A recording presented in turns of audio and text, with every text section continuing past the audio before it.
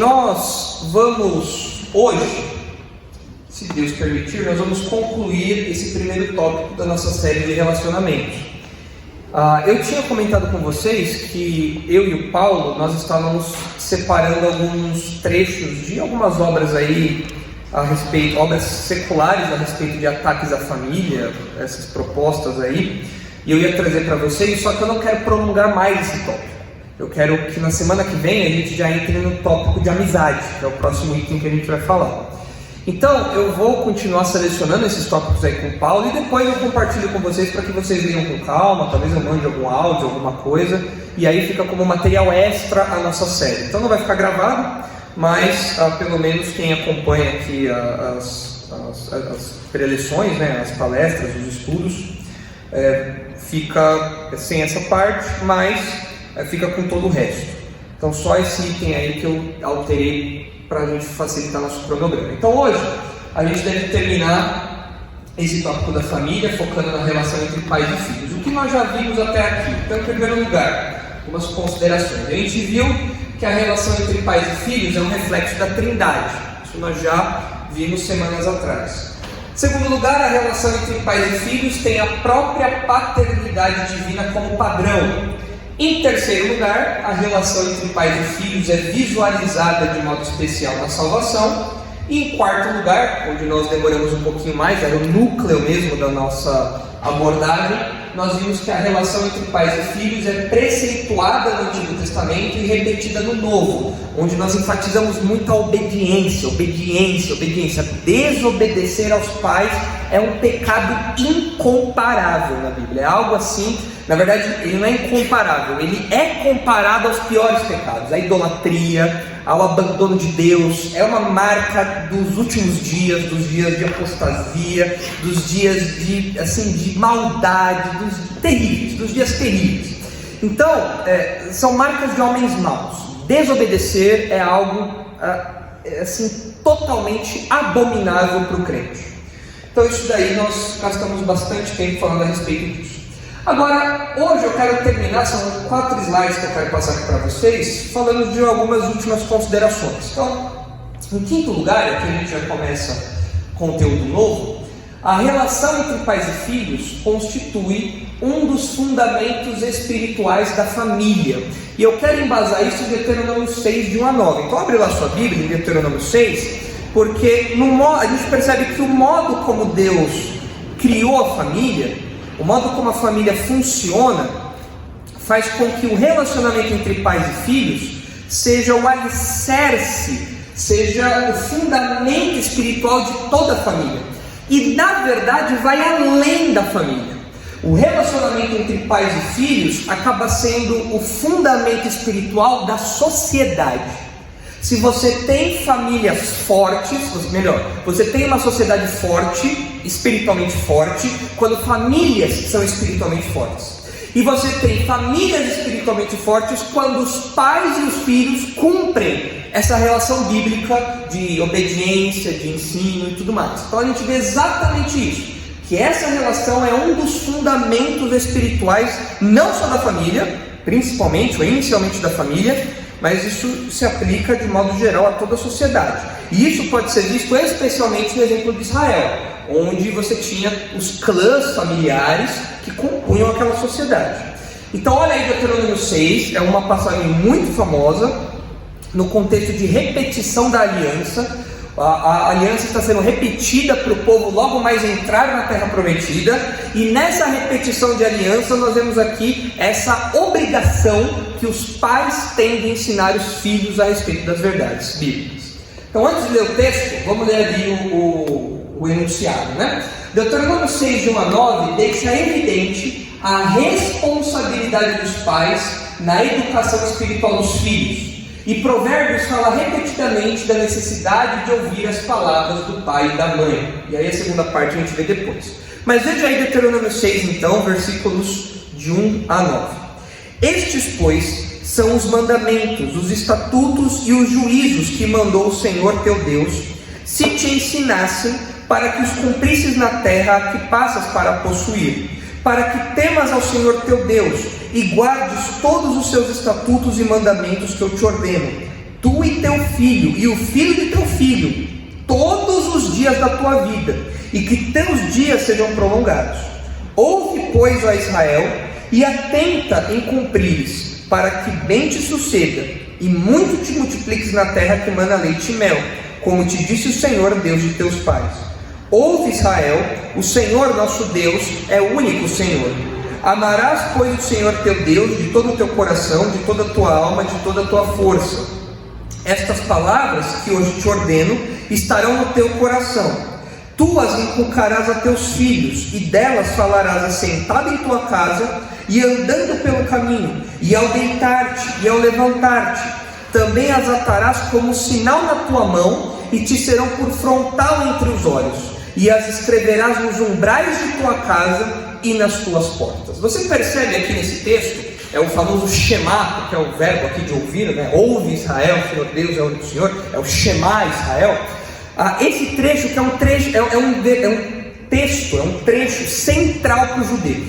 O judeu tem isso aqui decorado, desde sempre, desde muito antes disso daqui. E você percebe que existe um aspecto pessoal, um aspecto individual, porque os pais aqui são chamados a eles próprios amarem a Deus de modo integral. Quando fala aqui, com toda a tua alma, teu coração e tua força, o texto não está preocupado em fazer uma divisão de corpo, alma e espírito, não é isso. Ele está preocupado em falar, você tem que amar a Deus com tudo o que você é, tudo, os seus pensamentos, as suas ações, os seus olhos, a sua boca, tudo, para onde você vai, o que você deixa de fazer, o que você faz, você tem que amar a Deus de modo integral. Mas isso não para no indivíduo. Há uma responsabilidade entre as gerações, que é justamente a responsabilidade dos pais na educação espiritual dos filhos. E isso é enfatizado algumas vezes, além de Deuteronômio. Eu trouxe aqui aquele comentário do professor David Merck, que ele tem um capítulo dedicado a esse trecho aqui, e ele comentando a respeito desse trecho, ele diz o seguinte, presta atenção aqui em alguns trechos que eu quero ler para vocês. Os pais devem inculcar essas palavras no coração dos filhos, é o que o texto diz, você vai inculcar isso no coração dos seus filhos. O termo hebraico, inculcar, que é o shanan, é uma palavra forte usada para descrever flechas pontiagudas, repetidamente afiadas, para penetrar o coração ou os rins da caça.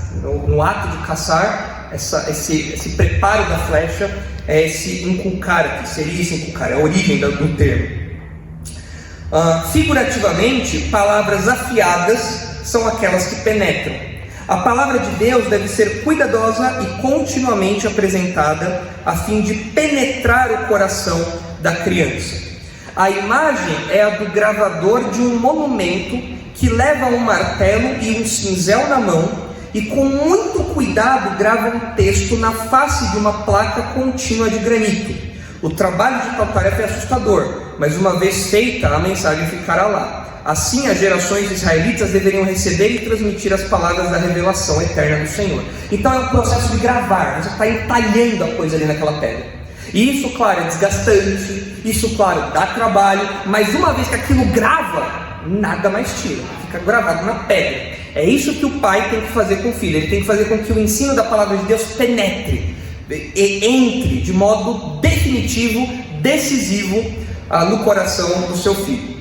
Além disso, ele cita aqui outros textos paralelos. Eu vou ler os textos aqui para a gente não precisar ficar abrindo a Bíblia, mas olha só, Salmo 44 diz assim: ouvimos, ó Deus, com os próprios ouvidos, nossos pais nos têm contado o que outrora fizeste em seus dias. Aqui a gente vê o conteúdo da instrução. Essa instrução deveria ser baseada no que Deus tinha feito pelo povo. Deus tinha libertado o povo do Egito, Deus tinha libertado o povo de modo maravilhoso. E isso, além da lei que foi dada, além do sustento no deserto, tudo isso era o conteúdo que tinha que ser passado. É isso que deveria penetrar, essa era a lança que deveria penetrar no coração dos filhos. Os pais deveriam falar isso. Na Páscoa, os pais foram instruídos sobre o que dizer. Êxodo 12 diz assim: quando vossos filhos vos perguntarem, que rito é este? Respondereis: é o sacrifício da Páscoa ao Senhor, que passou por cima das casas dos filhos de Israel no Egito, quando feriu os egípcios e livrou as nossas casas. Durante a Páscoa, é legal ver isso. Parece aquela cena de filme, assim, e as crianças falam: papai, por que a gente tem que matar o cordeiro? Papai, por que a gente matou o Joselito? Eu gostava do Joselito. Por que matou o Joselito? Filho, a gente matou o Joselito porque lá atrás Deus nos libertou do Egito, e agora nós lembramos nesse memorial anualmente. Então há uma interação aqui entre as gerações. Também inclui relatos da disciplina divina, como registrado em Joel, depois de uma praga de gafanhotos, parte da disciplina que Deus aplicou ao povo infiel. Joel 1 diz assim: ouvi isto, vós velhos, e escutai todos os habitantes da terra. Aconteceu isto em vossos dias, ou nos dias de vossos pais? Narrai isto a vossos filhos, e vossos filhos o façam a seus filhos, e os filhos destes a outra geração. Então não é só o que Deus fez de bom no sentido de livrar, de bênção, mas também a disciplina. Olha, lá atrás nós pecamos e Deus mandou gafanhoto para detonar tudo aqui. E isso tem que ser passado de geração a geração também. Ele cita aqui também Provérbios, onde Salomão fala da instrução que ele recebeu de Davi. Mas isso daqui, essas referências que ele coloca, só mostra que a Bíblia está muito preocupada em enfatizar essa necessidade das gerações. De uma geração passar conhecimento a outra geração. Dos pais educarem espiritualmente os seus filhos. E à luz de Deuteronômio 6, o professor Davi Merck, ele coloca 3 pontos aqui. Ele fala que o pai deve ensinar a palavra propositadamente. Ou seja, há uma iniciativa, há um intuito, há um objetivo. Ele quer que a palavra penetre, é o que Deuteronômio está falando com o verbo inculcar. Em segundo lugar, o pai deve ensinar a palavra espontaneamente.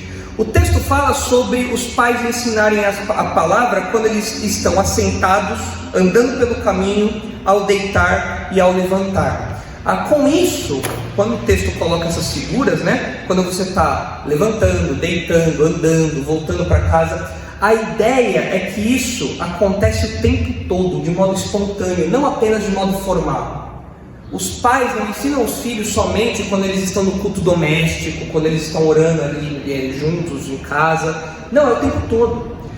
Na prática, isso funciona assim. Você está vendo um filme com o seu filho e aí passa uma cena errada, você fala para o seu filho: olha, aquilo ali que aquele personagem falou está errado. Você não tem que concordar com ele. Aquilo está errado, a Bíblia diz outra coisa. Ou você está andando na rua e os pais veem um casal LGBT e o menino pergunta: pai, o que é aquilo? Pode menino e menina andar de mão dada? E você fala: menino e menino andar de mão dada? Você fala: não pode. Deus não fez as coisas assim. O casal bíblico é um homem e uma mulher. Aquilo está errado. Isso acontece no contexto informal. Isso acontece no contexto do dia a dia. E é muito curioso você observar que as crianças, elas aprendem muito mais na informalidade do que na formalidade. Se você se você tem um bordão seu, você fala, sei lá, uma frase: minhas piadas sem graça, sei lá, pega minhas piadas sem graça aí. Cleitinho, tua batata tá assando, isso daí. Se eu começar a falar isso na frente do meu filho o tempo todo, vai chegar uma hora que meu filho vai chegar pro Cleitinho: Cleitinho, já vai ter que tá assando. A criança começa a imitar, mas eu não ensinei nada para ela formalmente. Mas é um ensino espontâneo, ela vai absorver aqui. É por isso que o papel da mãe dentro de casa, é claro, nem toda família tem condição da mãe ser doméstica, cuidar da casa e dos filhos, mas é por isso que o acompanhamento constante da mãe faz uma fortaleza em volta do filho, porque a criança está o tempo todo sendo guardada. A criança está vendo um desenho no YouTube, na TV, e a mãe está ali: ó, isso é errado, ó, aquilo é errado. Por que você falou desse jeito? Onde você ouviu isso? Quem te ensinou desse jeito? É o tempo todo ali. Quando você terceiriza esse ensino espontâneo para a escola, para os professores, para qualquer outra pessoa, outro núcleo, outro agente, você está sujeitando o seu filho a absorver muitas outras coisas que não condizem com o padrão da palavra de Deus. Então esse ensino espontâneo que tem que acontecer o tempo todo, é isso que o texto está falando, é o tempo todo, é de manhã, é à noite, quando deita, quando levanta, quando entra, quando sai, é o tempo todo. Por isso que o professor Davi Merck coloca aqui o pai deve ensinar a palavra espontaneamente, não é algo formal. E em terceiro lugar, ele coloca que o pai deve ensinar a palavra simbolicamente. O texto fala assim: também as atarás como sinal na tua mão, e te serão por frontal entre os olhos, e as escreverás nos umbrais de tua casa e nas tuas portas. Os fariseus, os judeus da época de Jesus, antes de Jesus já, né, levaram isso aqui ao pé da letra, e eles tinham objetos que eles carregavam, né, os filactérios e tudo mais, com repetições, com trechos da lei. Mas aqui o professor David Mark ele fala, olha, a ideia aqui é que, na verdade, esse texto está falando do uso de símbolos que facilitam o aprendizado. E é muito curioso ver como isso funciona na prática. O professor David Mark ele cita aqui que várias vezes ao longo do Antigo Testamento, Deus fez memoriais para o povo. Quando o povo atravessou o Jordão, o que Deus mandou o povo fazer? Memorial de pedras, para que o povo lembrasse da travessia do Jordão. No Novo Testamento nós também temos um memorial. Qual é o memorial que nós temos? A ceia. É algo que, de modo dramatizado, nós vamos aprendendo, nós vamos guardando aquilo. Então, segundo o professor David Mark aqui, esse texto, ele nos lembra desses recursos, desses sinais que Deus vai usando. E o professor David Mark, ele conta, quando ele dá aula, ele conta que na casa dele eles têm um armário memorial. Muito interessante isso. O americano gosta de algumas práticas assim que no contexto brasileiro não funcionam muito bem, mas essa eu acho muito legal. Eles têm um armário que é o armário da família. Um armário, uma cristaleira, né? Tem aquela porta de vidro lá. E toda vez que algo surpreendente, um evento marcante acontece na família, eles pegam algum objeto e colocam ali. Então, ele levou isso uma vez quando ele estava dando aula pra gente. Uma vez o filho dele foi picado por uma cobra, tá? Se não me engano, a picada só não foi mais, não teve um efeito pior, não foi mais venenosa, alguma coisa do tipo. Acho que porque o menino estava usando uma calça jeans grossa, alguma coisa do tipo. E aí eles colocaram essa calça, uma pequena calça jeans nesse memorial. E aí uma vez por ano, as crianças iam até o memorial ali e pegavam um objeto e recontavam aquela história na memória que eles tinham ali. Então a menininha ia lá e pegava, olha, isso aqui foi a vez que Deus me protegeu da picada da cobra. E ele lembrava. É claro, isso não é regra, você não precisa fazer isso na sua casa, cada família tem a sua dinâmica. Mas eu acho muito interessante esse aspecto didático, porque de geração em geração, a ação de Deus vai sendo preservada. E é isso que Deuteronômio quer produzir nos leitores, nos primeiros ouvintes. Vocês têm que passar as ações de Deus em favor de vocês para as próximas gerações. Se vocês não fizerem isso, o povo vai cair em pecado. E foi o que aconteceu. Quando a gente chega em Juízes, a gente vê que a coisa desandou, porque os pais não cumpriram essa responsabilidade que Deus deu a eles.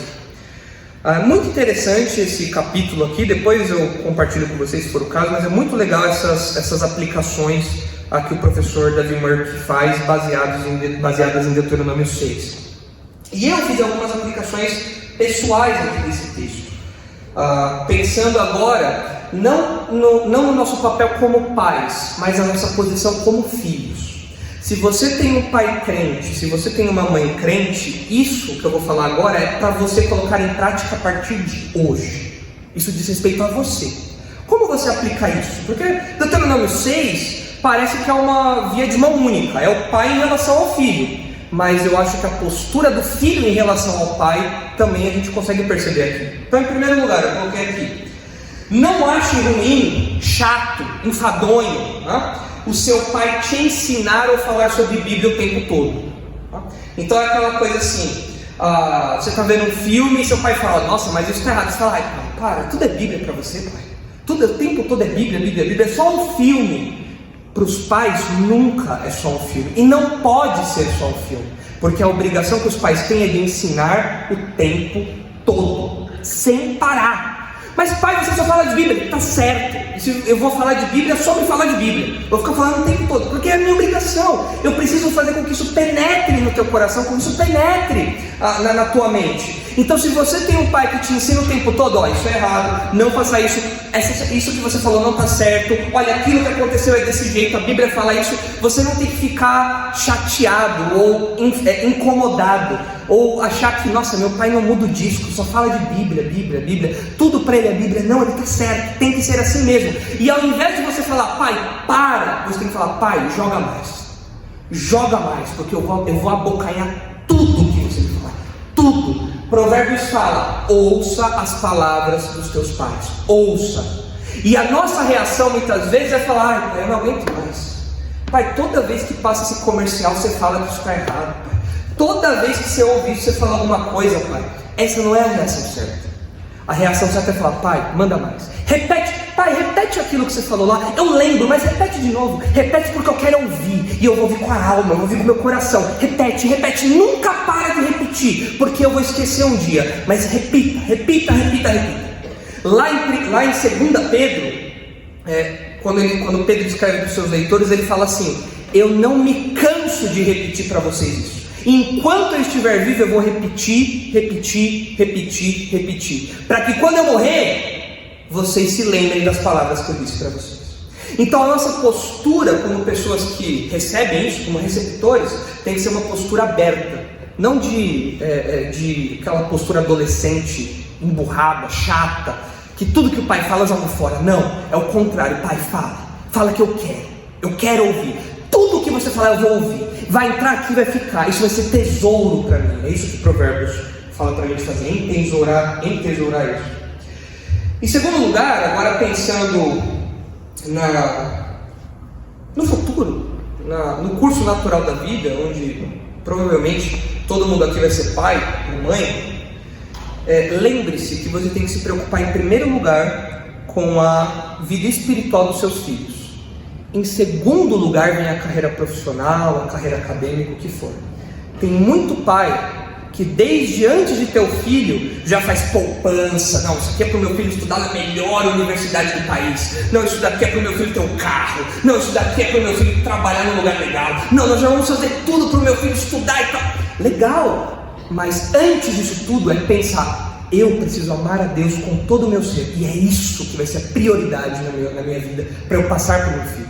Essa é a prioridade do crente. O crente pai, essa é a prioridade. Não é a faculdade, não é o trabalho, não são os amiguinhos, não é a capoeira, não é a dança, não é o balé, não é nada disso. É a palavra de Deus. E se a palavra de Deus não é prioridade na sua vida, você não vai passar isso para o seu filho. Você vai criar um filho a quem não tem Deus como prioridade. Isso é uma tragédia. Uma tragédia. O seu filho pode ser o CEO, pode ser o novo Musk, pode ser um super magnata, mas se você não ensinou a palavra de Deus com vontade, com ardor, de dentro para ele, se você não mostrou, filho, joga tudo isso no lixo, mas ame a Deus. Se você não ensinou isso para ele, você foi um péssimo pai, péssimo, zero, nota zero para você. O seu trabalho foi um lixo. É claro que quem trabalha nos corações é Deus. Isso é verdade. Você pode ensinar tudo isso e o seu filho é um pagão, um incrédulo. Tudo bem. Uma pena isso. Quem trabalha nos corações é Deus, mas isso não tira a sua responsabilidade. Deuteronômio põe essa responsabilidade sobre você. Você tem esse dever. Se você for pai um dia, como crente, esse é o seu dever. Seu filho pode ser um cara simples, um padeiro, pode ser alguém que um pedreiro, pode ser alguém que não tem grande formação, mas se ele for um servo de Deus, fiel, vendo em você o exemplo de temor, glórias a Deus, você foi o melhor pai que você poderia ser. Agora, se seu filho é super intelectual, manja tudo sobre o mundo, mas não sabe uma vírgula de Bíblia, você fracassou completamente, totalmente, nota zero. Você está reprovado na paternidade, no que tange a sua responsabilidade aqui.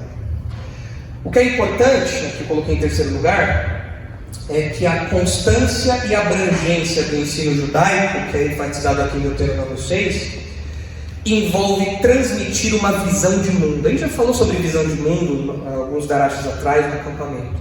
O texto de Deuteronômio 6 fala sobre você falar da vida à luz da ação de Deus. É você falar de tudo à luz de Deus. Pai, por que choveu? Você pode explicar para o seu filho, filho, choveu porque os prótons, os elétrons, sei lá, o oxigênio, você dá a explicação desse tipo, mas você fala, choveu porque Deus quis fazer chover. Pai, por que meu irmãozinho nasceu? Filho, o irmãozinho nasceu porque o papai e a mamãe são casados e tudo mais, mas o seu irmãozinho nasceu porque Deus fez a sua mãe ser fértil e o papai ser fértil também. Papai, por que aconteceu tal coisa com a vovó? Aconteceu tal coisa porque assim é sensato, mas porque Deus quis que as coisas fossem assim. É ler o mundo pelas óticas de Deus, pela ótica de Deus. Essa é a tarefa dada aqui em Deuteronômio. Não é você ensinar seu filho sobre história, geografia, gramática secular e achar que isso é dar um bom ensino. Isso daí qualquer incrédulo faz e vai fazer muito melhor que você, muito melhor. Mas é você ensinar tudo isso sob a ótica da palavra de Deus. O Deus, filho, o que você está aprendendo aqui sobre sujeito, verbo, predicado, isso daqui é o Deus que criou o mundo pelas palavras, é o Deus que nos habilita a falar também. Quando eu falo com você usando sujeito, verbo, predicado, nós estamos colocando em atividade um atributo de Deus. Você sabia? É mesmo, papai? É mesmo, é isso daqui. É isso que o pai faz. É essa a obrigação colocada aqui no Deuteronômio. É difícil, é desafiadora, mas é isso que a gente aprende. Nada menos do que isso. Que se Deus não nos ajudar, não tem condição da gente conseguir fazer isso. A graça de Deus que nos habilita a isso. Mas isso encerra ali aquelas palavras do nosso enunciado. Deuteronômio 6 deixa evidente a responsabilidade dos pais na educação espiritual dos filhos. Jó expressa o zelo que um pai deve ter pelo seu ministério. Veja o que diz aí Jó 1,5.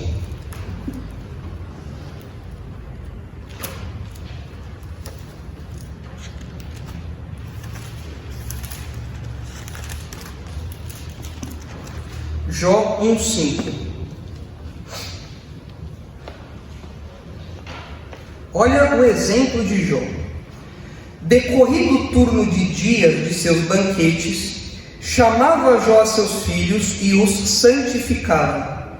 Levantava-se de madrugada e oferecia holocaustos segundo o número de todos eles, pois dizia: talvez tenham pecado os meus filhos e blasfemado contra Deus em seu coração. Assim o fazia Jó continuamente. Jó levantava de madrugada e falava: eu vou interceder pelos meus filhos, porque talvez eles tenham cometido algum pecado. Eu vou me colocar diante de Deus em nome deles, por eles, intercedendo por eles. E o texto fala que ele fazia isso continuamente. É a preocupação que os pais têm com a vida espiritual dos filhos, com o bem-estar espiritual dos filhos. João, lá na sua carta, lá em 3 João, ele fala: olha, eu não tenho alegria melhor do que ouvir que os meus filhos como discípulos ali, do que saber que os meus filhos andam na verdade. Não tem alegria maior do que essa. A preocupação primeira do pai tem que ser a vida espiritual do filho. Tem que ser a vida espiritual. Ele tem que, com todas as suas forças, fazer que o filho ame a palavra de Deus, com que o filho ame a Deus, com que o filho ame a igreja, com que o filho ame os crentes, com que o filho lute contra o pecado. Ele tem que interceder por essa criança antes mesmo dessa criança nascer. Você pode começar a orar pelo seu filho agora já. Mas, Senhor, me ajuda, porque eu não sou capaz de fazer isso. Trabalha no coração do meu filho, porque eu não consigo fazer isso, mas o Senhor consegue. É isso que Jó ensina para nós, esse exemplo constante, esse zelo constante. E nós vemos em Timóteo o exemplo de resultado desse trabalho. Lá em 2 Timóteo 1,5 e 3,15, a gente vê no 3,15 que Timóteo sabia desde pequeno as sagradas letras, a palavra de Deus, que podia torná-lo sábio para a salvação. Ou seja, é por meio da palavra de Deus que a salvação é anunciada. E quem é que falava da palavra de Deus para Timóteo? A avó e a mãe dele, a dona Eunice e a vovó Loide. Elas falavam da palavra de Deus para Timóteo. E Timóteo era um homem piedoso, era um crente piedoso. É claro, foi Deus que fez com que essa palavra penetrasse, mas a mamãe e a vovó trabalharam ali arduamente para que isso acontecesse. Arduamente. As nossas casas, os nossos lares no futuro tem que expressar isso aqui. É isso aqui. Se o seu lar não tiver isso aqui como alvo, a sua casa é um fracasso completo, total. Se você estiver mais preocupado em outras coisas, em formar um presidente, em formar o novo CEO da grande, maior empresa do mundo, isso não vai me impressionar em nada. Agora, se você falar: eu quero formar um crente que zela pela igreja, que zela pela palavra de Deus, aí sim eu vou falar, aquela família é um exemplo. Eles entenderam a ordem de Deus e eles estão cumprindo isso. É assim que os crentes veem essa responsabilidade. Muito bem, sobre esse ponto, considerações? Alguém quer falar alguma coisa, alguma pergunta, algum tópico aí? Fale agora ou cale-se para sempre. Vou beber água enquanto vocês pensam.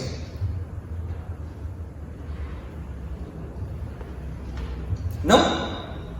Nada? Ok. Então, próximo ponto, item 6. A relação entre pais e filhos pode ser conflituosa por causa do Evangelho. Nem toda casa começa com pais crentes. Às vezes o filho é crente e o pai não. Isso aconteceu na minha casa. Meu pai até hoje não é crente, e quando eu me converti, a minha mãe não era crente. Isso gerava conflitos. Olha o que diz o enunciado ali. O filho crente de pais incrédulos deve honrá-los no sentido mais completo do termo. Quando a Bíblia fala para você honrar os seus pais, isso serve tanto para pais crentes como pais não crentes. Porque a hierarquia familiar ela existe independentemente da conversão dos indivíduos. Então você tem que honrá-los. Entretanto, em caso de oposição por causa do Evangelho, deve haver sabedoria na busca pela preservação dos dois valores em atrito. Quais são os dois valores em atrito? Em primeiro lugar, o primeiro valor é o valor da obediência aos pais. Você deve obedecê-los. É um valor bíblico isso. Mas há um outro valor, a submissão a Deus. Então, se você é crente e o seu pai é incrédulo, ele fala, você não vai mais na igreja. Há um atrito aí, porque você precisa ir, mas você deve obedecer. E não tem como você fazer as duas coisas. Então, por isso que você precisa de sabedoria. Olha o que diz ali, Mateus 10, 21. Esse conflito, Jesus já disse que aconteceria.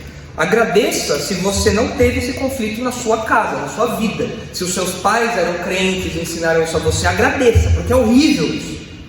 Isso coloca o crente muitas vezes numa situação que não tem para onde correr. Não dá, não tem o que fazer. É difícil. E algumas decisões, às vezes até mais severas, precisam ser tomadas. Olha o que diz aí. Um irmão entregará à morte outro irmão, e o pai ao filho. Filhos haverá que se levantarão contra os progenitores e os matarão. Agora olha o 22. Sereis odiados de todos por causa do meu nome. Se você é castigado pelos seus pais, porque você é desobediente, porque você é um mala sem alça, porque você não faz suas tarefas em casa, porque você é insuportável, não é porque você é crente, é porque você não é mané. Aí é outra coisa. Aí você tem que ser disciplinado, corrigido mesmo. Agora, se você sofre por ser crente, aí é outra questão. Se o seu pai te proíbe de ir na igreja, se o seu pai te proíbe de estar com os irmãos da igreja, se o seu pai te proíbe de ler a Bíblia, se o seu pai te proíbe de ouvir sermão, esse tipo de coisa, isso é uma perseguição por você ser crente. Nesse caso, há um conflito. Há um conflito de valores. E você vai precisar saber como lidar com isso. Você tem que tentar preservar uma coisa e outra. Em alguns casos, a gente não vai entrar aqui em detalhes, mas em alguns casos, essa sabedoria que você precisa manter, ela faz com que você vá tomando algumas medidas aos poucos. Você conversa com seus pais, você explica, olha, vocês não entendem, mas eu preciso ir na igreja. A minha mãe, quando não era convertida, não era crente, ela achava muito ruim o tempo que eu passava na igreja. Eu passava o tempo todo na igreja. Sábado e domingo eu vivia na igreja. E a minha mãe não entendia isso, meu pai não entende isso até hoje. Mas eu falava, mãe, eu vou ficar com vocês, a gente pode sair, mas eu tenho compromissos. Eu não vou faltar na igreja, eu tenho que ir. E mesmo ela não entendendo, ela deixava, às vezes ela segurava. E aí você precisa ter sabedoria para ver em que momento você vai, que momento você fica. E você vai adotando algumas medidas paliativas ali, administrando aquela situação. Quando você já é maior, quando você já trabalha, quando você já tem uma vida com mais independência, a gerência dos seus pais na sua vida diminui. E aí você pode falar, olha, mãe, eu respeito muito a posição da senhora, eu realmente quero obedecê-la, mas nesse ponto não dá. Eu não vou deixar de ir na igreja, eu não posso. Eu não quero ter uma postura de animosidade, de raiva, de briga, mas eu vou à igreja. Eu posso não ir hoje, agora, porque a gente está brigado e tudo mais, mas eu vou nos cultos, eu não vou deixar de ir na igreja. Mas tem que me obedecer. Mas a obediência a Deus está acima da obediência devida a qualquer outra autoridade. Então, olha aí o que diz Ezequiel capítulo 20. Atos 5:29 a gente conhece, o trecho onde é dito expressamente: importa obedecer a Deus antes do que aos homens. Agora Ezequiel 20, vejam aí os versículos 18 e 19.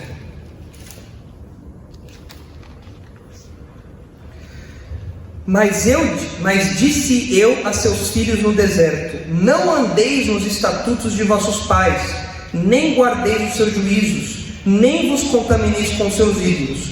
Eu sou o Senhor vosso Deus. Andai nos meus estatutos e guardai os meus juízos e praticai-os.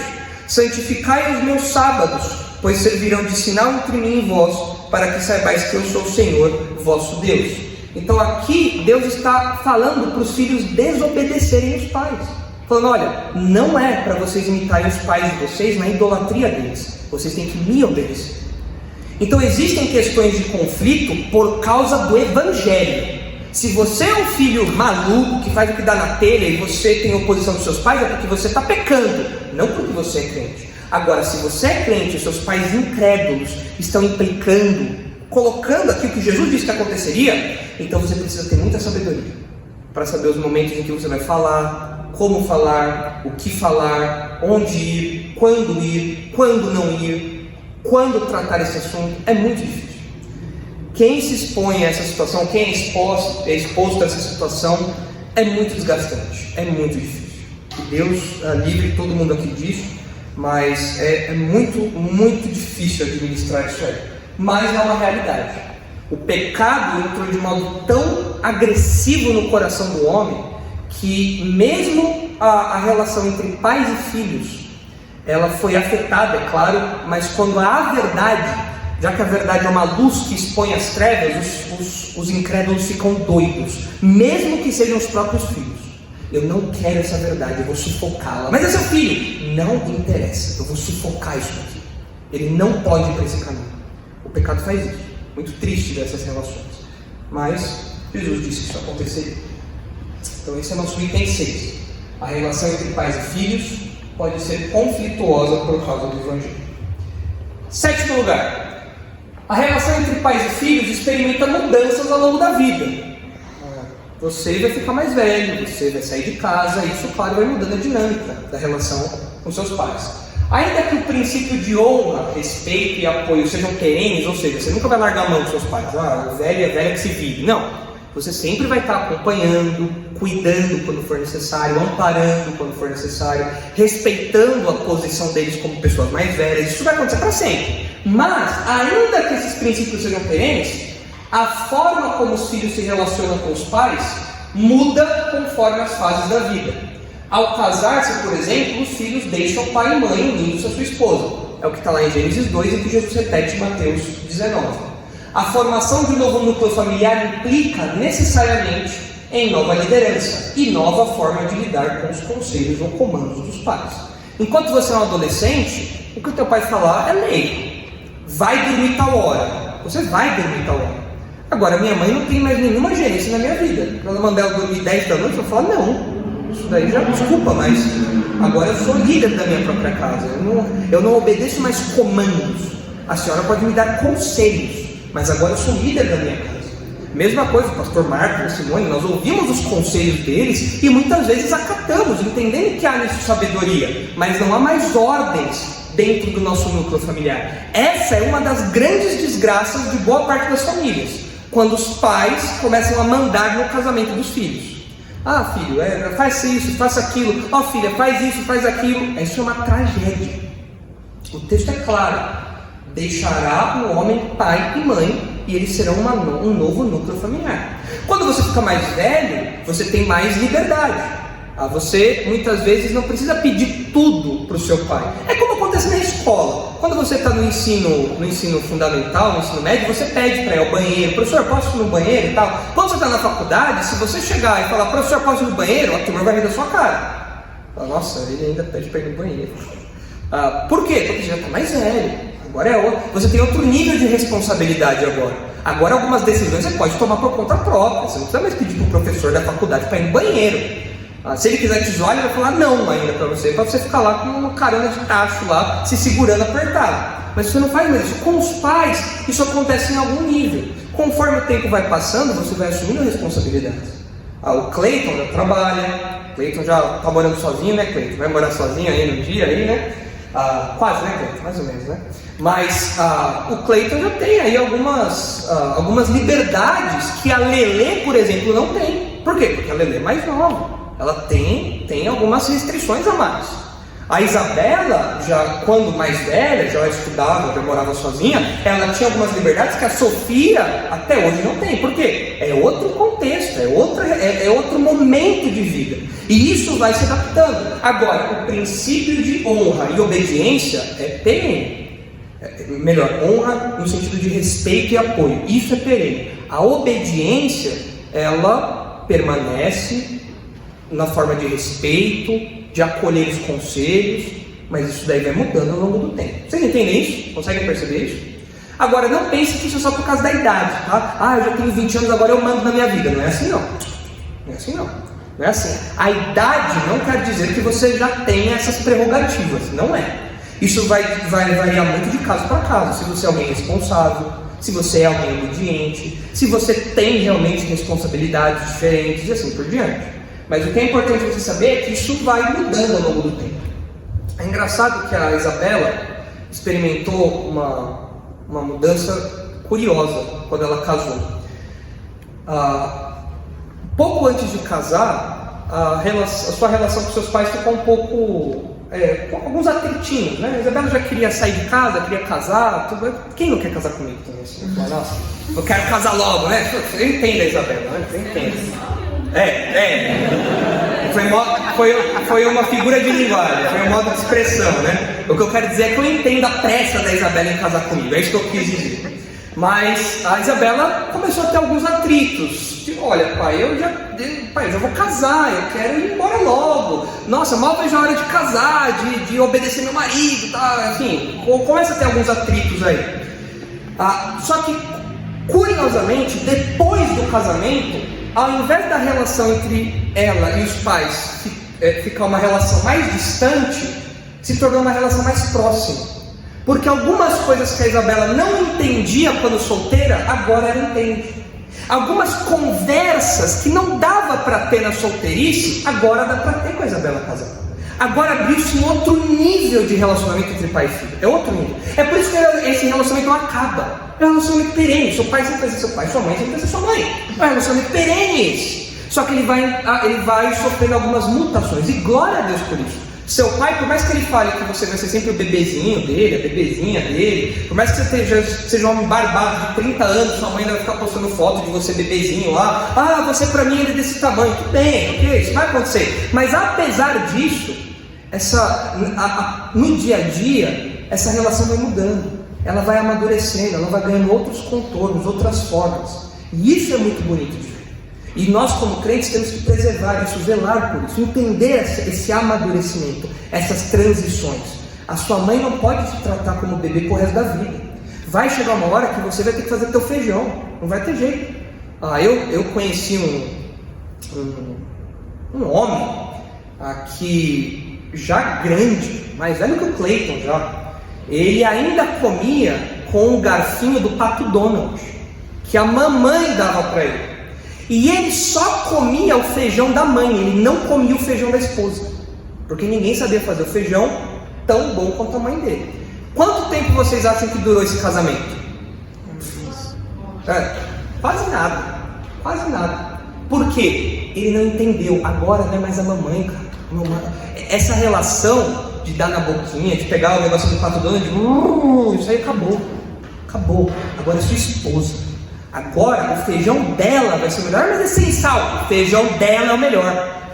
Vai comer o feijão sem sal. Não vai ter pressão alta, pelo menos. Vai comer lá o feijão sem sal. Mas é horrível o arroz, ela queima o arroz. Come um arroz queimado e fala que tá gostoso. Fala que tá bom. Porque mudou. A relação mudou. Agora você deixou pai e mãe e se uniu à sua esposa. Agora a sua relação com seus pais é diferente. Então essa dinâmica é muito bonita, mas ela é algo que a gente tem que manter em mente, porque o pecado tende a fazer com que algumas autoridades, elas não mudem, Os pais querem continuar mandando no casamento dos filhos. Os filhos, bananas, querem que os pais tomem as decisões por eles. E assim por diante. Então é algo que a gente tem que ter cuidado. A maioria aqui, pelo menos metade, é adolescente. Isso daqui vocês vão experimentar ainda daqui a um tempo. Essa mudança de modo mais expressivo. Em algum grau vocês já experimentam isso agora. Vocês já ouvem algumas orientações e obedecem de forma diferente do que vocês faziam antes. Mas essa mudança ela vai se tornando mais expressiva conforme o casamento chega, as responsabilidades chegam e assim por diante. Certo, Pedrão?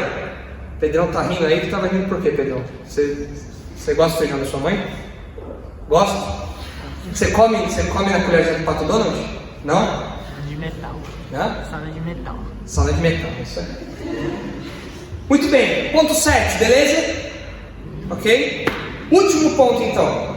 A relação ideal entre pais e filhos é exemplificada pelo próprio Jesus. Jesus é o nosso modelo de filho, nosso modelo de obediência, de submissão. Olha só, Jesus era submisso aos seus pais terrenos. Logo depois que Jesus é encontrado no templo, quando ele se perde da caravana, que foi para Jerusalém e voltou, José e Maria encontram Jesus lá no templo e o texto fala que Jesus era submisso aos seus pais, ou seja, ele era obediente. Jesus obedecia aos seus pais, Jesus ouvia os seus pais, Jesus era atento às instruções dos seus pais. E ele era também obediente a Deus Pai. Nós vemos nesses textos que eu coloquei aí, Marcos 14, João 12, e que Jesus enfatiza muito que ele veio em obediência ao Pai. O Pai, falando de Deus, deu uma tarefa para Jesus, e Jesus estava cumprindo essa tarefa em plena obediência. Então, tanto nos seus relacionamentos terrenos, como no seu relacionamento com Deus Pai, Jesus mostra submissão e obediência. Além disso, ele proveu cuidados para sua mãe antes de morrer. Jesus estava lá crucificado, e Maria e João estavam ali ao lado, e Jesus olhou para Maria, olhou para João e falou: eis aí o seu filho, eis aí a sua mãe. Os católicos usam esse texto para falar que Maria se tornou mãe de todo mundo. Nada a ver. O que o texto está falando ali é que Jesus está cumprindo a lei e honrando a sua mãe, provendo para ela o apoio necessário na sua velhice. Jesus não estaria mais aqui, até porque Jesus ressuscitou, é verdade, mas ele foi levado aos céus. Quem cuidaria da vovó Maria? Quem cuidaria da velhinha Maria? Quando ela esquecesse as coisas, quando ela começasse a aparecer os rostos, porque caiu aqui, caiu ali, quem ia cuidar da Maria? João cuidou da Maria. E diz a tradição que João realmente cuidou de Maria até sua velhice ali, provavelmente na cidade de Éfeso, onde ele acompanhou ali Maria, aí cuidou dela, cumprindo essa designação de Jesus. Mas Jesus cumpriu essa ordem de honrar pai e mãe e proveu cuidados a Maria. Observe também que os conflitos que Jesus teve com seus familiares não o levaram ao pecado, mas fincaram as prioridades de um homem já adulto. Em Mateus 12 é quando a mãe e os irmãos de Jesus chegam na porta de um lugar que estava cheio, e aí o pessoal fala para Jesus: Jesus, a sua mãe e seus irmãos estão aí fora. E Jesus fala: quem são minha mãe e meus irmãos, senão esses que fazem a vontade de meu Pai, aqueles que estão aqui, aos crentes.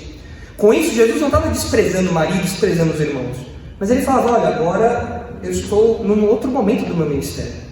Agora a minha pregação é que aqueles que estão íntimos, próximos a mim, são aqueles que fazem a vontade de meu Pai. Eu não estou desprezando, falando que eles não são nada por conta disso, mas agora eu sou um homem adulto, há outras prioridades aqui, foi para isso que eu vim. Tanto que em João 2, no primeiro milagre de Jesus, na transformação da água em vinho, no Evangelho de João, Maria chama lá os responsáveis da festa, e aí chama Jesus também. Jesus fala: olha, não é chegada a minha hora ainda. No processo de revelação do seu ministério messiânico, havia etapas que Jesus era plenamente consciente disso, e ele fala para Maria: olha, ainda não é chegada a hora. Com isso ele não estava desrespeitando Maria. Muitas pessoas veem esse texto como um desrespeito, porque Jesus fala: aqui tenho eu contigo. E a gente lê essa frase sobre a nossa ótica, como se Jesus virasse para Maria: o que é? O que tem contigo? Nada a ver, viajou. Não foi isso que Jesus fez. O que o texto quer dizer ali: olha, mãe, existe uma ordem aqui. Eu estou seguindo, não é chegado o momento ainda. Não imponha uma ordem a uma coisa que não é desse jeito. Há uma outra ordem aqui. O meu ministério ele tem que caminhar de um outro jeito. E depois Jesus vai lá e faz aquele milagre da transformação da água em vinho. Mas a gente percebe que no começo do seu ministério, já um homem adulto, essa relação entre Jesus e Maria especialmente, ela mudou um pouco. O que a gente acabou de falar. Mas em nada disso Jesus pecou, apesar desses conflitinhos aparecerem em alguns momentos. Em nenhum momento Jesus pecou na sua relação com Maria. Então ele é um modelo, Jesus é um modelo para nós de paternidade, de obediência aos pais, de obediência à paternidade. E nós, como crentes, precisamos imitar. Agora abram lá de novo em Efésios 6, só para a gente concluir, porque eu quero encerrar esse capítulo da nossa jornada, da nossa série, lendo novamente Efésios 6. Porque o texto fala assim: filhos, Efésios 6:1, filhos, obedecei a vossos pais no Senhor, pois isto é justo. A obediência aos pais, ela só é possível nesses moldes aqui, no exemplo do próprio Jesus, nos moldes bíblicos, tudo que a gente viu. Essa obediência só é possível se ela acontece no Senhor, se você for crente. Se você não for crente, você pode até ser um bom filho, mas você não vai obedecer na raiz da coisa. Você não vai obedecer de dentro. Não vai ser uma obediência tão completa como a Bíblia exige.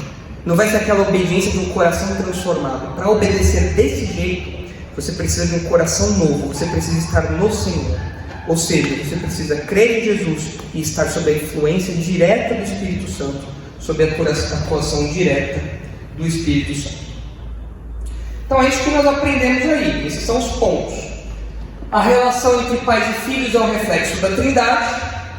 A relação entre pais e filhos tem a própria paternidade divina como padrão. A relação entre pais e filhos é visualizada de modo especial na salvação. A relação entre pais e filhos é preceituada no Antigo e repetida no Novo Testamento. A relação entre pais e filhos constitui um dos fundamentos espirituais da família. A relação entre pais e filhos pode ser conflituosa por causa do Evangelho. A relação entre pais e filhos experimenta mudanças ao longo da vida. E a relação ideal entre pais e filhos é exemplificada pelo próprio Jesus. Então estão aí 8 considerações a respeito dos relacionamentos familiares, focando especialmente em pais e filhos. E aí, na próxima ocasião, a gente fala agora sobre amizade. A gente vai entrar nesse tópico aí, falando agora de outra esfera, saindo da esfera familiar, indo para a nossa esfera mais externa, para os nossos amigos, seja aqui na igreja, seja fora, enfim, a gente vai falar disso. Tudo que falamos até aqui, considerações, perguntas, dúvidas, observações, relatos, testemunhos, experiências, perguntas, tópicos, enfim. Se alguém quiser compartilhar alguma coisa desse assunto, agora é a hora. Então você fala, eu vi isso na minha vida, isso aconteceu comigo, é verdade, isso daí realmente faz todo sentido. Eu falo, olha, isso daí eu quero entender melhor isso. Se você quiser falar, agora é a hora. Semana que vem é a amizade, é outro tópico aí. Sei que vocês estão ansiosos para a parte do namoro, os solteirões aí estão doidos para chegar na parte do namoro, mas antes do namoro vem a amizade. Então vamos por partes aí, certo, Paulo? Eu dei uma risadinha, Paulo. Você está ansioso para o namoro, né, Paulo? Parte do namoro, antes do namoro tem a amizade. Com calma aí, tem que ir por partes. Nenhuma consideração? Não. Rodrigão, diga. Não tem discordâncias bíblicas com os pais, como funciona isso? Você diz discordância teológica? Também, interpretações, textos. Assim, é o conflito que acontece também. Nesse caso, é importante que haja diálogo, que haja humildade, que haja não pode ter uma tendência inicial de animosidade, de conflito. É normal haver discordância em algum grau, é normal isso, mas isso não pode ser motivo de uma guerra constante dentro de casa. Agora, convicções teológicas são coisas que a gente não põe na mesa. Se eu vejo um texto e eu entendo que o texto é daquele jeito, é claro, eu vou ser humilde, eu vou eu vou ver se realmente o outro lado não pode estar certo, eu vou estudar a Bíblia, vou ver o que a Bíblia está falando, mas se eu cheguei àquela conclusão e eu acho que aquilo que a Bíblia diz, eu não tenho como abrir mão daquilo, senão eu vou estar sacrificando a minha consciência. Nesse caso, quando o conflito persiste, aí é falar, olha, o meu entendimento é esse, a gente não vai entrar aqui em acordo, mas eu acho que o texto está dizendo isso. Você acha que o texto está dizendo outra coisa, tudo bem, vamos evitar entrar nesse tópico. Se há implicações disso, porque o entendimento doutrinário é diferente, leva a implicações diferentes.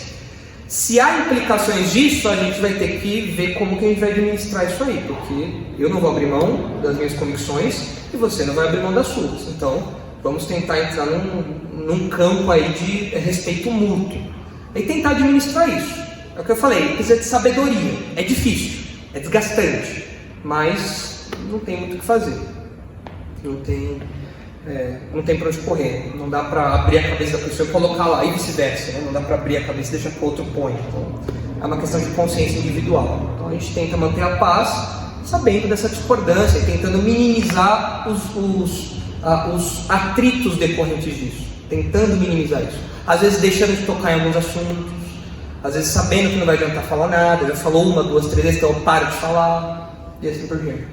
Mas precisa de sabedoria. Quem mais? Eva. No caso de famílias que possuem irmãos, é interessante notar que muitas vezes, quando o pai disciplina o filho mais velho, ele reflete diretamente no filho mais novo também. Ele não precisa necessariamente pecar do mesmo jeito que o filho mais velho, mas ele só pelo exemplo ali, ele consegue entender que aquilo é errado e que aquilo traz consequências. Eu acho que isso é uma forma que Deus usa também para disciplinar o filho mais novo. Isso é verdade. Olha, por exemplo, a Isabela, a Helena e a Sofia. É uma escadinha. A Sofia pouquíssimas vezes precisou de alguma repreensão. Já a Isabela, já desde pequenininha lá, birrenta, já sendo disciplinada, mas realmente, a Sofia olhava, acho que eu não vou botar a mão ali não. Você lembra disso, Sofia? Nem lembra mais, né? Tá tão no passado que nem lembra mais. Mas é verdade. Agora olha só, isso seria o ideal, porque Provérbios fala que vale mais uma repreensão no sábio do que 100 chibatadas ou 100 chicotadas no tolo. O texto está falando o quê? Tem gente que apanha e não aprende, mas tem gente que é repreendido e aquilo entra no coração da pessoa. E Provérbios também enfatiza a ideia de que você vê os outros errando e você aprende com isso, né? Então, a pessoa que ela está vendo a disciplina acontecendo com o irmão mais velho, ela se toca, fala, opa, eu não vou chegar naquele nível. E aí, você sabe até onde seu pai chega, você sabe que ele vai chegar na cinta. E aí você já fica alarmado. Então, quando chega na repreensão, aquilo ali já, por você ser sábio, por você ouvir os seus pais, por você saber da disciplina e tudo mais, aquilo entra no seu coração antes de chegar no último estágio, né? No último nível. Então isso é verdade. Agora, se o filho mais novo for um insensato, for um tolo, é capaz dele apanhar mais do que o mais velho. Porque aí é o texto de Provérbios, aí não é a repreensão que entra no sábio, é a chicotada que tem que bater no tolo, é a disciplina que tem que ir no tolo. Então o filho mais novo, ele tem uma grande chance de ser mais sábio do que o primeiro, do que o primogênito. Mas se ele não for sábio, se ele for um insensato, é capaz de ele apanhar mais também. Então, não é uma regra, né, o que você comentou, mas é um princípio que é muito verificável, muito verificável. Mas também que os pais são de primeira viagem, né? Não sabe não tem que mandar uma instrução ao filho, então já é errado. É comum que os pais sejam mais zelosos, mais rigorosos, ou às vezes um pouco mais rígidos com o primeiro, e aí vão sentindo isso nos outros, nos seguintes, né? Isso às vezes acontece mesmo. Então, você vê até nos memes o pessoal zoando isso, né? Que o primeiro filho é sempre tal, o segundo já bate no pai, o terceiro já não tá nem aí mais. Então, até mesmo os incrédulos notam essa diferença de tratativa, né? Essa pessoa é educada pela avó, a avó nem fala bater. Então, agora a responsabilidade dos pais, ainda que haja uma diferença de indivíduo para indivíduo, né? É fazer com que os três sejam educados com os mesmos princípios. ainda que, claro, a experiência traga algumas vantagens para os pais. Gente, ser pai não é fácil não. Ser pai de primeira viagem ainda, eu acho que tem muita coisa que você vai se arrepender do seu primeiro filho, se você tiver mais de um. Acho que tem muita coisa que você vai se arrepender, que pro segundo você vai tentar corrigir. E aí muitas vezes o pai acaba indo pro outro extremo. Fala, eu não fiz isso, eu vou pro segundo. Eu tô vendo todos os irmãos mais velhos assim, ó. Acontece, né? Acontece, né? Lembre-se, a paternidade é uma paternidade afetada pelo pecado. Então há coisas que precisam de ajustes, né? Não tem jeito. Mas o ideal é que o irmão mais novo aprenda com o irmão mais velho. Aí ele vai apanhar menos mesmo. Então tá lá batendo, opa, não vou fazer isso que ele fez não. Não vou falar nesse tom. Agora tem filho mais novo que não aprende. Aí tem que apanhar mesmo. Aí é o tolo que tem que ser disciplinado. O sábio nem disciplinado é. Ele é só repreendido e já é. Agora o tolo não. O tolo precisa de disciplina, independente da idade. Do momento de vida dele. Quem mais? Considerações. Os irmãos mais velhos agora estão todos de bico aí agora. É bom ser caçula. É bom ser caçula, Kevin? Sofia, o Kevin. O Brunão, cadê o Bruno? O Bruno não tá aí, né? Senão seria ele também. A Bia também não tá, senão a Bia seria caçula também. A Helena é do meio, tá meio quieta ali. Tá no meio dos dois mundos, né, Helena? Foi menos que a Isabela, mais que a Sofia. Tá ali na. A Isabela tinha rapado. Mas você apanhava por tabela, né? Apanhava por tabela com a Isabela. Faz parte, né? Faz parte. Como eu sou filho único, eu sempre aprendi tudo sozinho, né? Então não tive irmão mais velho para aprender, né? Apanhei na minha vida, fui disciplinado, contei para ver de alguma experiência, mas enfim, faz parte. Terminamos então, tópico família encerrado. Então tá bom. Vamos orar então. Na próxima semana começamos o tópico de amizade. Vamos falar sobre o que é ser amigo à luz da Bíblia. Senhor, nós agradecemos pela sua palavra que valoriza o núcleo familiar, coloca esse núcleo como o mais importante na estrutura da sociedade, uma estrutura, um núcleo que o Senhor escolheu para preservar a sua promessa e concretizar a sua promessa de salvação ao longo da história. Obrigado porque nós temos em Jesus não apenas o exemplo de filho, mas nós temos em Jesus também a capacitação para sermos bons filhos. Pedimos que o Senhor nos ajude a colocarmos tudo isso aqui em prática, ainda que muitas vezes a nossa natureza pecaminosa nos atrapalhe, ainda que muitas vezes a nossa natureza pecaminosa nos traga rebeldia e ira contra os nossos pais, mas que o Senhor nos dê humildade, que o Senhor nos dê sujeição, submissão, que nós estejamos diante do Senhor, colocando tudo isso diante do Senhor, e consequentemente honremos os nossos pais no sentido mais amplo do termo. E que nós sejamos pais também que, apesar de imperfeitos, que nós sejamos pais que se preocupam com a vida espiritual dos nossos filhos em primeiro lugar, que zelam, é claro, por questões profissionais, acadêmicas, mas que nós não tenhamos isso por foco.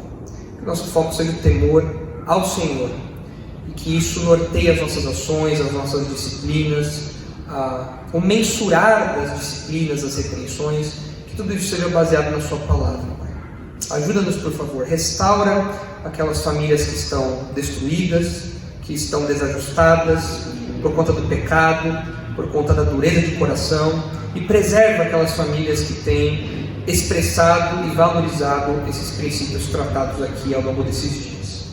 É em nome de Jesus que nós oramos. Amém.